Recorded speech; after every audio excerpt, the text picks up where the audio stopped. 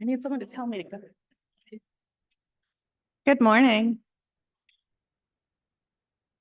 Love it. Um, welcome to the Unitarian Universalist Community Church.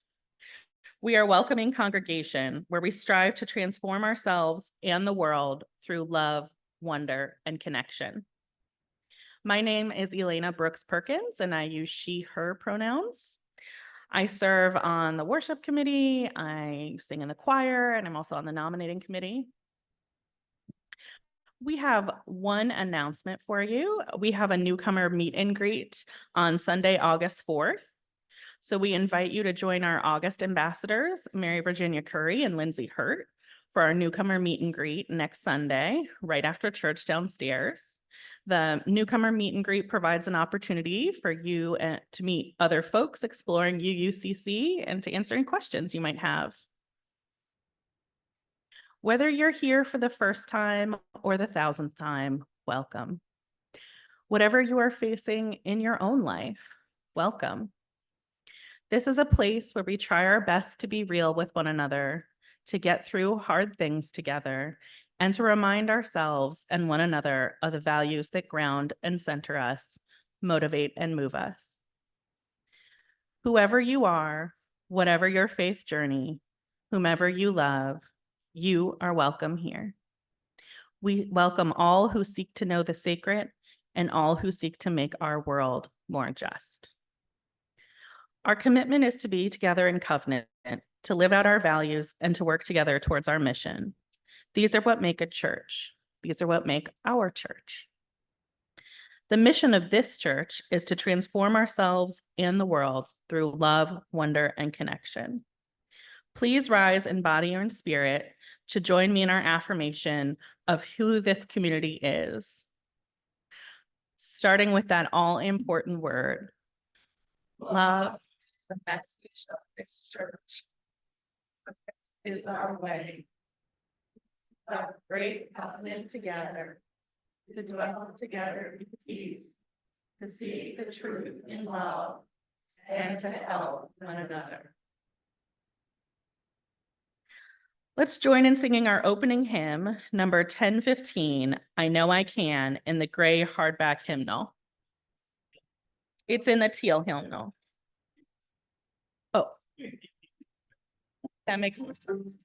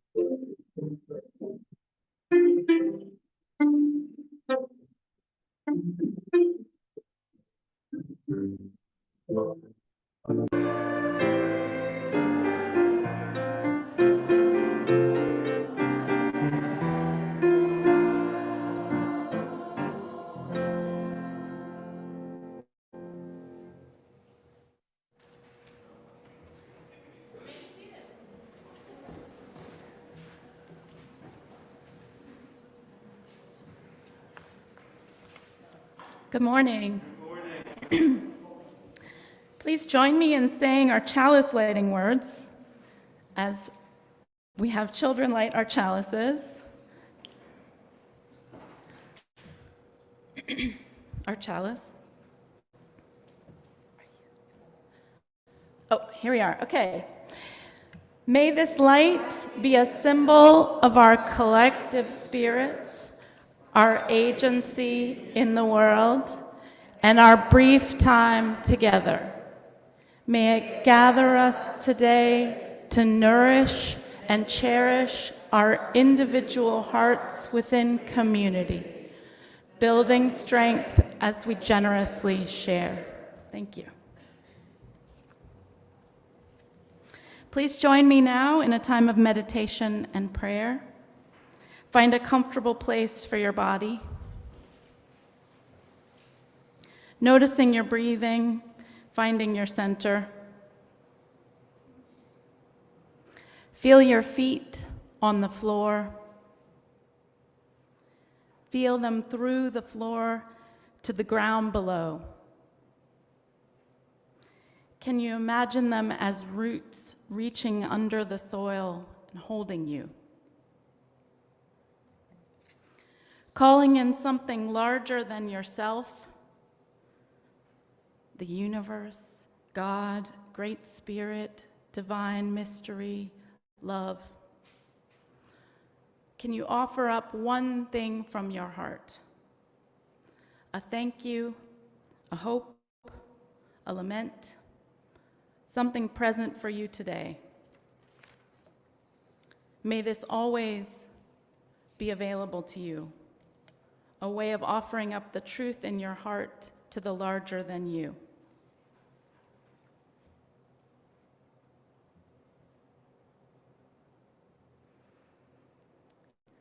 Today we hold in love and light that on Tuesday, Lisa and Dorothy are celebrating 30 years since their illegal wedding. In November, it will be 34 years together. That's amazing.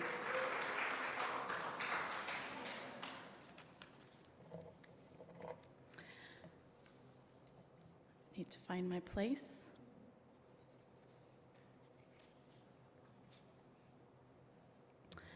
We take time now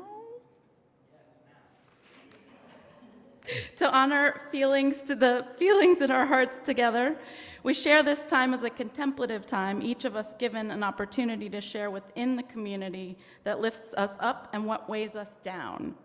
Today, we will light candles of joy and hope to lift up the bright things that in our lives, and we will also place stones to hold our sorrows and fears, to ease the weight from our spirits. If you are online and you would like to light a candle or place a stone in someone's name, feel free to type a name into the chat, and we will go to you after we have done people in person.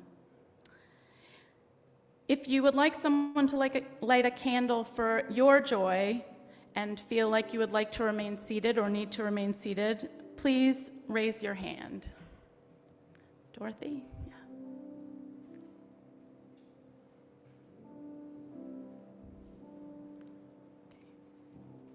If you would like someone to place a stone for your sorrow, raise your hand. Peter. And anyone who would like to come forward and place your own candle or your own stone, please come forward now.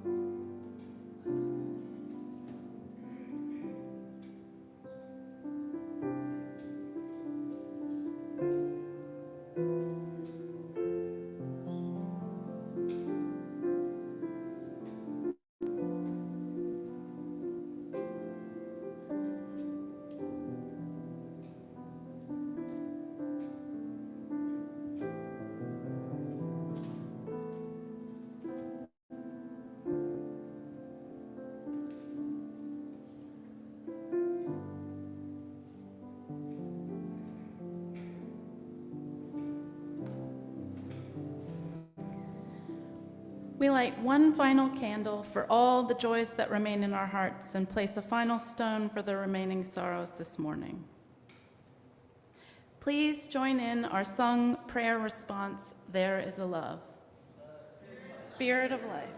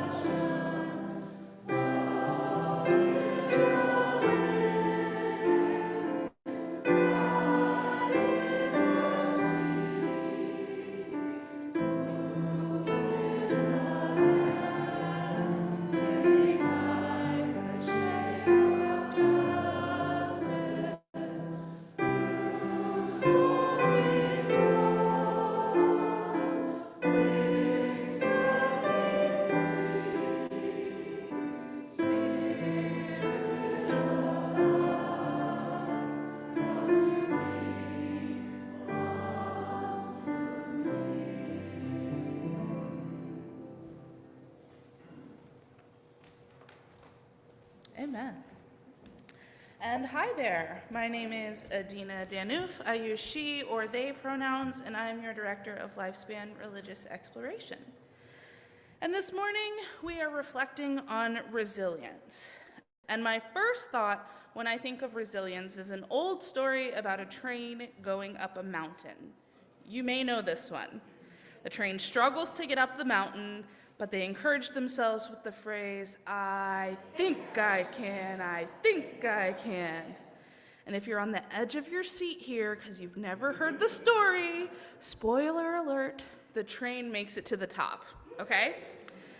Now, the essence of this wisdom tale has gotten me through some tough situations, with my inner voice repeating, I think I can, I think I can, in tough situations or times of adversity. But to be honest, I can only tell myself I think I can so many times before the essence starts to wear off a little, right? And sometimes when I feel kind of like someone has turned on one of those tennis ball or baseball machines on the highest setting, and I'm swinging wildly at life just trying to hit something that's flying at me, I can't just keep yelling, I think I can, like it's too much. So those days giving up seems like a real viable option. That inner voice starts to say things like, why should I keep psyching myself up when I'm obviously going to fail? Or why should I keep trying when nothing I do matters anyway? It's pointless. Whose voice has ever said something like that? I saw some hands shoot right up. Okay, so you're with me here. So on those days, and in seasons that many of us go through, I bring forth an additional wisdom tale to add to your inner bolsters, to help you power through and remember how much each action does matter. It's called The Weight of a Snowflake, and it's by Joseph Jurowski. It begins. Tell me the weight of a snowflake, said the robin to the dove. Why, it weighs nothing at all, replied the dove. In that case, the robin went on, I must tell you a marvelous story. I was sitting on the branch of a fir tree close to its trunk, the robin began, when the snow began to fall. Not heavily, not a raging blizzard, no, just like a dream without any violence. Since I had nothing better to do, I counted the snowflakes sitting on the needles and the twigs of my branch. 1, 2, 3, 4. I'm not going to have you keep going because eventually I reached the number 3,741,952. Then, when 3,741,953rd snowflake dropped on the branch, weighing nothing, as you say, the branch suddenly broke. And with that, and no other words, the robin flew away. And the dove stayed and thought about the story and said to herself, I think that all my efforts and the little that I can do will make no difference. We might think that they are nothing at all, but if we put all of our efforts together, great things are possible. So, as I leave you today, I hope that in times when you need it, first you remember, I think I can. But in times when that doesn't feel like enough, remember that whatever you are doing just might be the 3,741,954th snowflake. Let's head to class.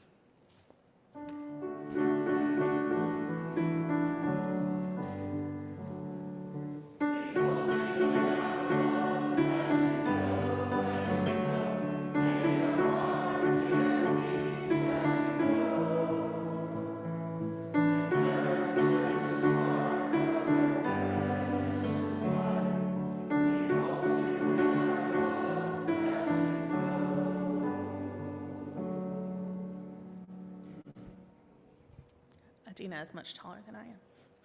So, please join me in our offering. Today we will be having our Share the Plate program. Today, all donations made in person or online that are not designated otherwise will be donated to Caritas. Caritas is an active community of caring for people experiencing homelessness and/or addiction. We welcome Adana Bennett, their community engagement manager, to share about their important work.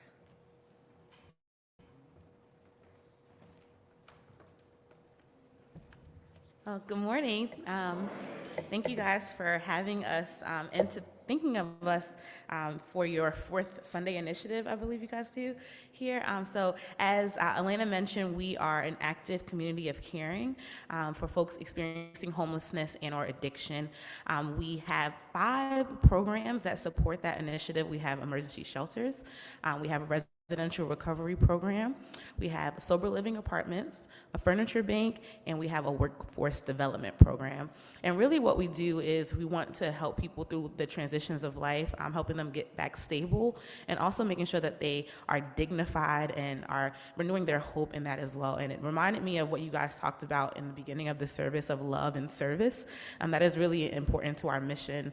And we know that it is a really important thing right now in the state of the world. In Richmond, homelessness, unfortunately, is at super high rates. It's extremely high, higher than it's been last year and the years prior.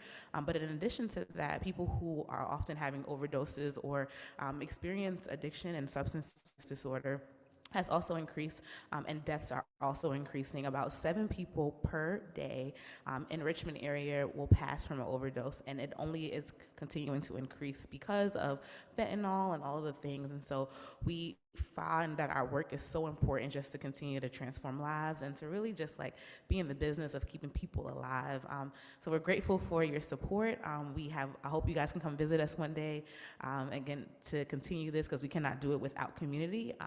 We are only able to be here because of community members, because of support from congregations like yourself. So thank you for being here. I'm happy to answer questions about our work, and come visit us sometime. We do tours, and you can see it in real live time too. So thank you.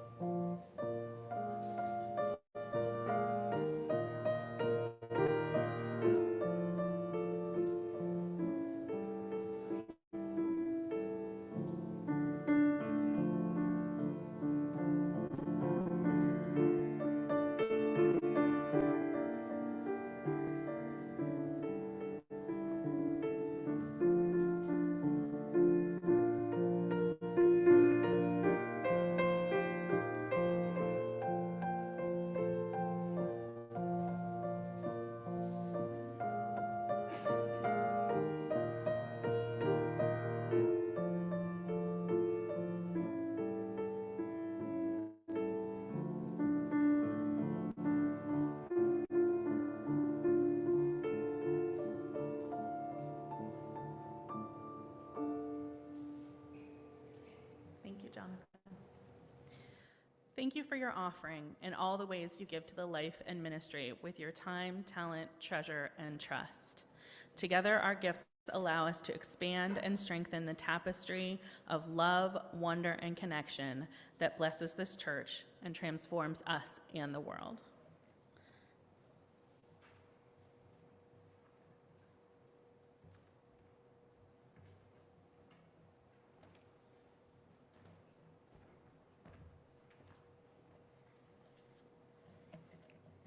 Good morning. My name is Peter Defer. I use he, him pronouns, and I am a member of the tech team, but not this morning. We have the fine people of Michelle and Alex guiding us on the internet, just like we have Jonathan and Corey on music, as we often, but not always do. I'm a member of the choir and the tech team and doing whatever else needs to be done. This, I believe, all things are connected. All people and all things of this earth are connected. We are connected with one another, you and I, and we are connected with this wonderful world in which we live. We know these words. Chief Seattle of the Susquamish tribe, which is now in the area called Seattle, is credited with conveying this message and using many of these words in a speech that he gave in 1854, saying all things are connected, and what we do to the earth, we do to ourselves. So these words are taken from what he is credited with in his speech. Even though the true history is in doubt, he did convey this message. Will you teach your children what we have taught our children, that the earth is our mother? What befalls the earth befalls all the sons of the earth? This we know. The earth does not belong to man. Man belongs to the earth. All things are connected like the blood that unites us all. Man did not weave the web of life. He is merely a strand in it. Whatever he does to the web, he does to himself. I believe that we are part of the web. I believe that integrally and with my soul. And thus we must be connected with one another in that web. People, after all, are social beings. You may consider yourself a loner, but you are a social being. The story of people living on this planet, on Earth, for many thousands of years is one of groups of people, not individuals, groups of people living together for their own survival and their own life. A person without a community for all those years, without a group, without a tribe, was destined to die alone, because that's what being alone meant. You depended upon your people, just like we depend upon one another. In our world today, 2024, have I got that right still? How it got that way, I do not know. That's a subject for a different service.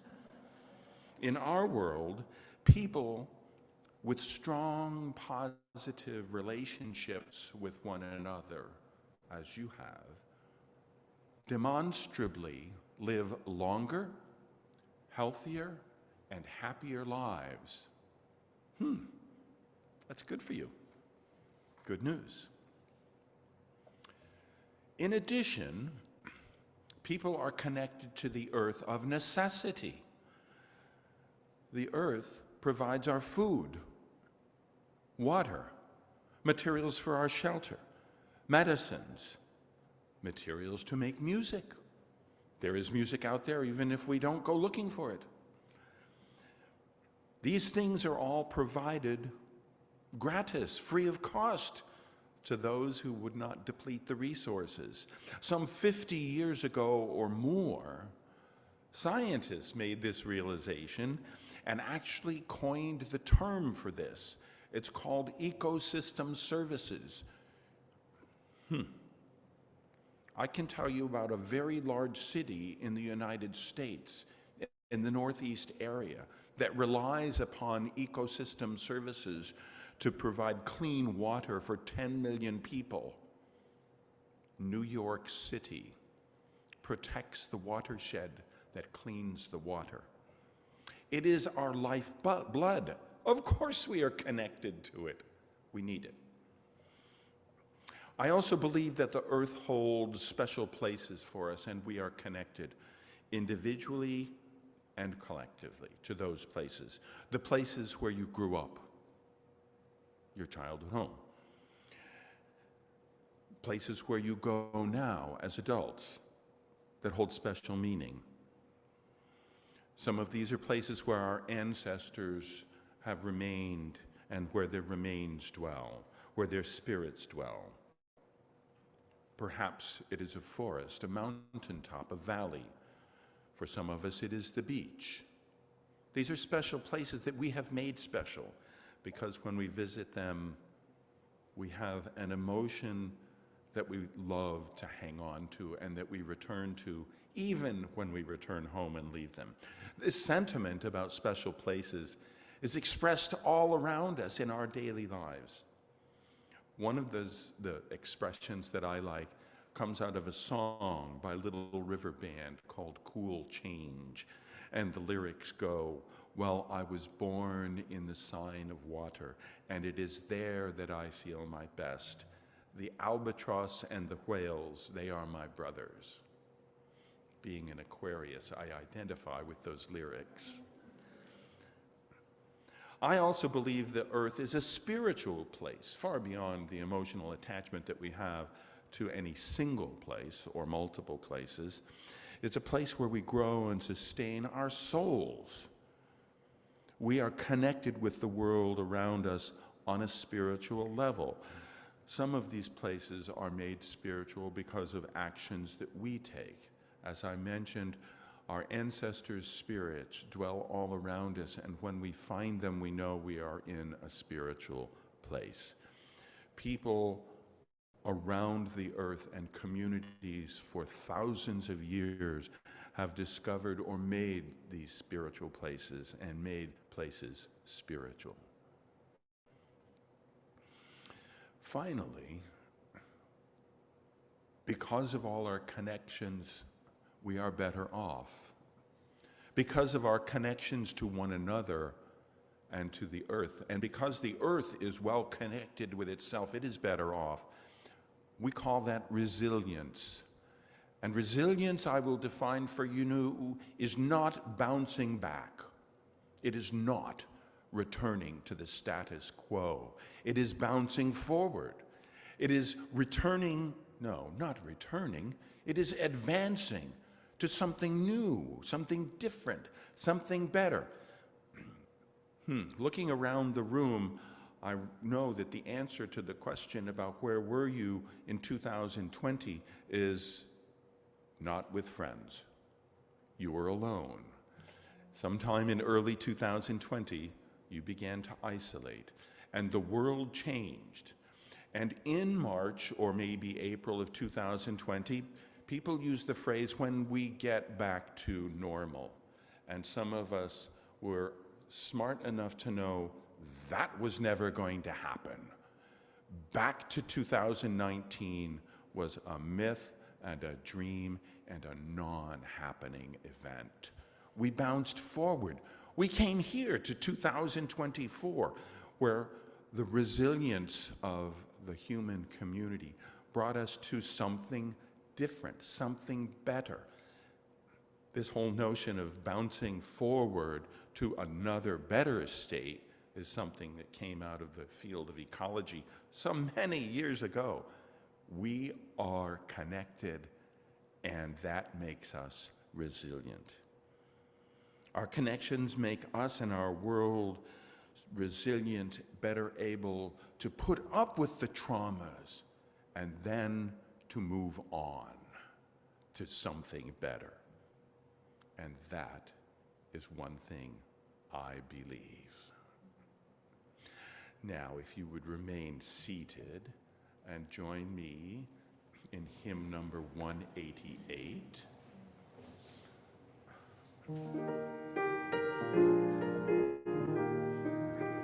Once or twice? We will do this 2 times.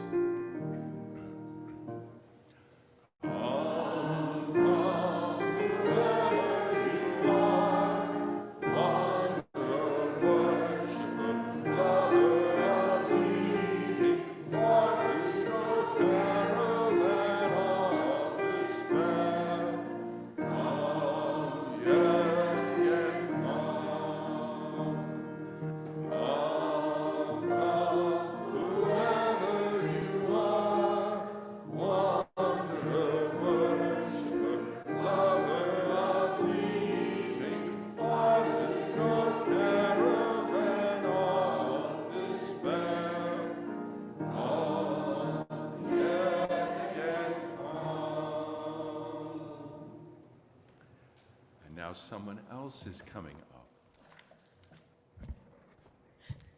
Thank you, Peter. Good morning again. A quick disclaimer about what I'm going to share is that it does mention trauma and sexual assault, so please take care of yourself and however that looks for you. So I recently finished Chanel Miller's book, Know My Name.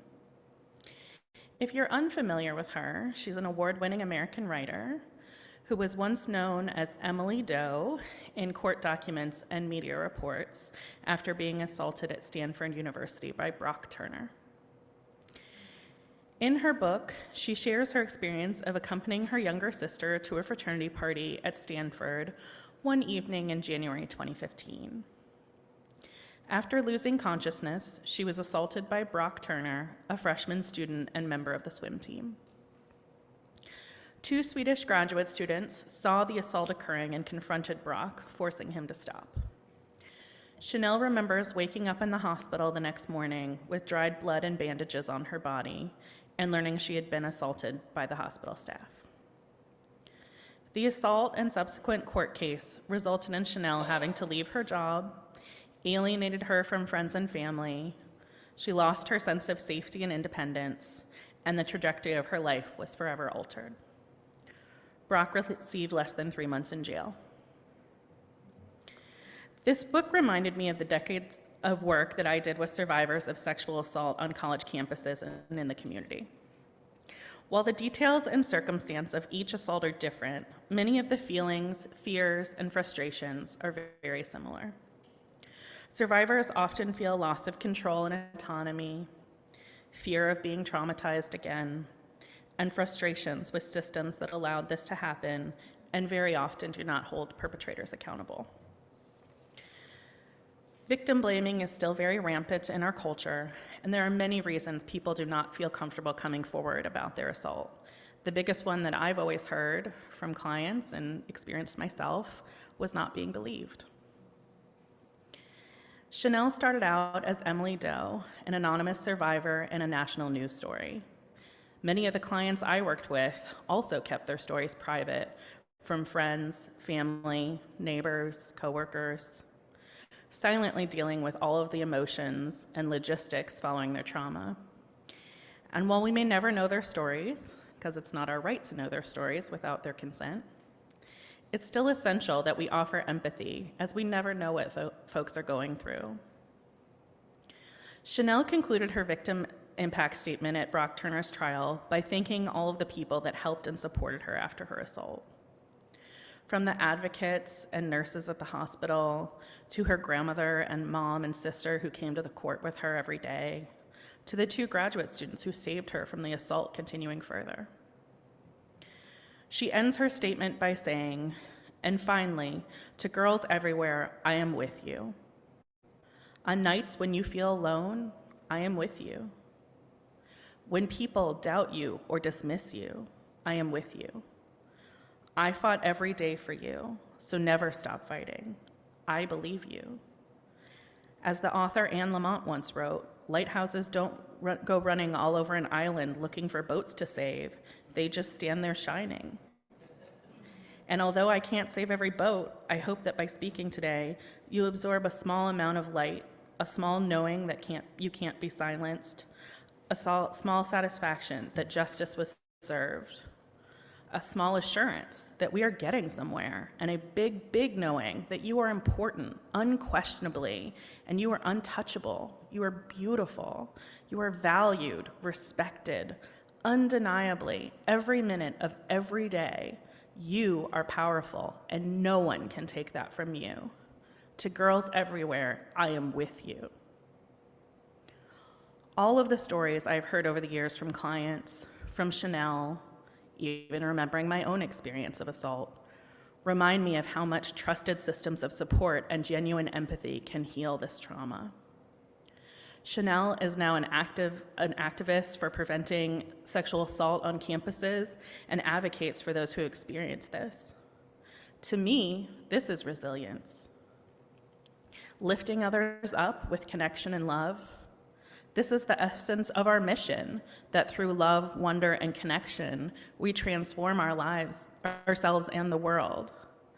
This is us asking the question, what happened to you?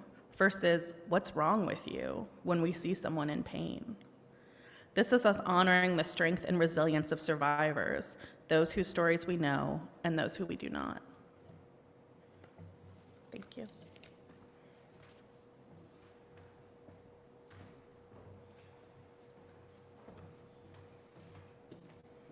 Thank you, Elena. I didn't introduce myself earlier, which was an oversight. I'm Kendall Nordine. I'm a member of the church. I'm a member of the worship committee, and I'm a seminarian at our UU seminary out in Oakland, Star King School for the Ministry. And we also didn't say what we were doing today with the service at the beginning, which is that we're having three voices from the church saying things that we believe about resilience. So I wanted to give that a little bit of framing. And then I would like to offer mine. Resilience is entangled with time, like a seed lying dormant until the right conditions to grow. It is a description of lasting until a time of potential thriving, or the action of choosing to make moves toward thriving even when it seems impossible, trusting that the time will come. Trusting that change is the #1 constant, trusting that we can and will see a better day, whether in this life or in the next or in the generations to come. What does it mean for me to be resilient? In order to fully grasp this, I must take a moment to locate my identities, to name my circumstances and context. Where and how I need to build my own resilience is going to look different than it would for someone else, and I cannot make any assumptions about the efforts others may need to make to feel their own trust in the world, to steady their own selves on the path. The truth is, though, we all have points of paralysis, where hope seems lost and trust in the fact that we will not be stuck in this place forever breaks down. Once you've understood your own location and context and point of paralysis, you've found your place to grow. Practices of resilience get passed through time, through generations and lineages and culture. Some get ruptured or forgotten or lost. Many adapt. Even if we have them ingrained in us somehow, we also have to find our own ways to keep going amidst the healing of our own old wounds and the wounds of our families. Here's a prescription I have found for myself and an invitation to you all in a practice of building resilience. In that place you find where it feels impossible, maybe you can even locate it somewhere in your mind or body, where what life is handing to you is beyond your capacity to see hope or think clearly. Pause. If it is available to you, breathe. Drink some water Get some sun on your face. Sleep. Eat some protein. Do the fundamentals. But be in your body in this place, if you can. Once you are there, pausing in your body, listen in. What are the feelings arising? What do they have to say? Do I need to wail, to weep, to be held, to write? Do you need to shout, to run, to lay down and surrender, to sing? Do it. Take that shape. Let the grief, horror, overwhelm, outrage, timidity, whatever it is, roll through you.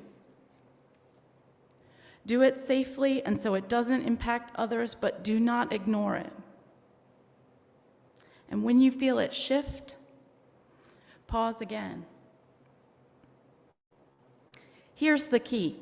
In that pause, and after that, allow complexity to reign over your worldview.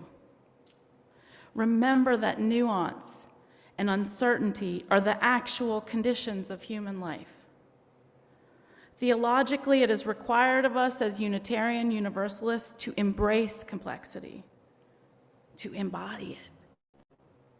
It is in this place you can begin to breathe in the wild energy of seeds coming back to life, to start to imagine possibilities beyond what is present right now and feel those grow within. This cycle may happen multiple times in one day, or as a larger cycle seasonally or around particular events. We may have to do this over and over. Once we've learned to care for ourselves in a way like this, we can do the most critical work of embracing our own complex natures, our own complex lives, and the lives of those around us, including those we may strongly disagree with. We can find those lines of interdependence and begin to build new highways of support and strength that will carry us and all of us on the planet into this uncertain future. The time you take in the now to do this kind of care is actually building a new way. And in those times when none of this is available to you, and you are feeling less than capable of meeting the moment, there is a shortcut. Close your eyes and dance.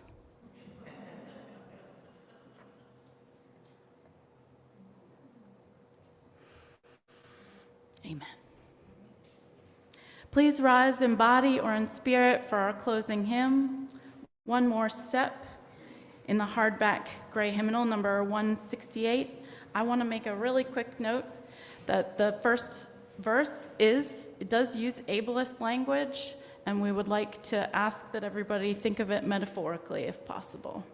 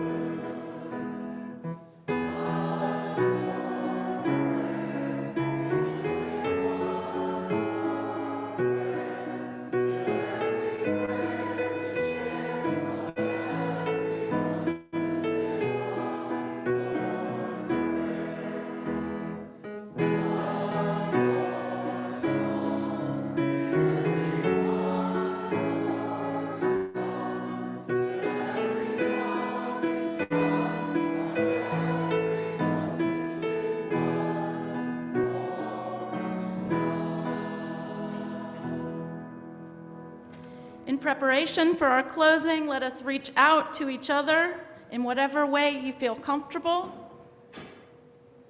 When you go, remember you are always connected. You always have resources within you. When you go, go in peace.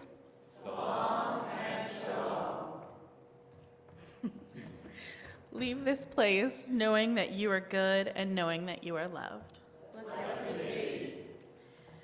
Take your light and your dark and your love from this place.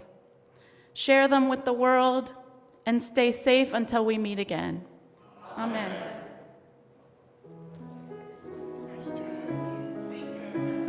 Coffee hour after.